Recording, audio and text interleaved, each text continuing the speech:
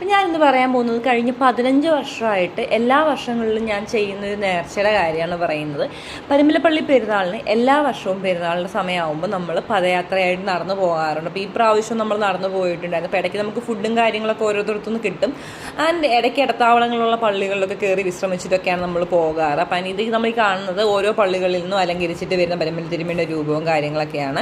അപ്പം അവിടെ എത്ര വർഷങ്ങൾ നമ്മളിങ്ങനെ നടന്നു വന്നിട്ടുണ്ടെങ്കിലും ഓരോ വർഷം നടക്കുമ്പോഴും ഓരോ പുതിയ അനുഭവം പോലെയാണ്. ആദ്യമായിട്ട് നടന്നു പോകുന്ന പോലത്തെ ഒരു ഫീലാണ് നമുക്ക് എപ്പോഴും ഉണ്ടാവാറ്.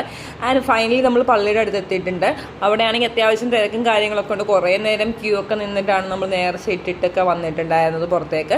ആൻഡ് നമുക്ക് അവിടെ നിന്നാണെങ്കിൽ നേർച്ചയായിട്ട് കിട്ടിയിട്ടുണ്ടായിരുന്ന നെയ്യപ്പമാണ്. അത് എല്ലാ വർഷവും അവിടെ നിന്ന് കിട്ടുന്നതാണ് അങ്ങനെ നേർച്ചയായിട്ട്. അപ്പോൾ പള്ളിയിൽ പെരുന്നാളിനൊക്കെ പോകുമ്പോൾ നമ്മൾ കടകളിൽ നിന്ന് സാധനമൊക്കെ മേടിക്കുന്ന ഒരു പതിവുള്ളൂ. അപ്പോൾ ഞാൻ ഈ പ്രാവശ്യം സാധനമൊന്നും മേടിച്ചില്ല. ഒരു 100 രൂപ മടക്കിയിട്ട് റിങ് എറിയുന്ന ഒരു പരിപാടി നോക്കിയിട്ടുണ്ടായിരുന്നു.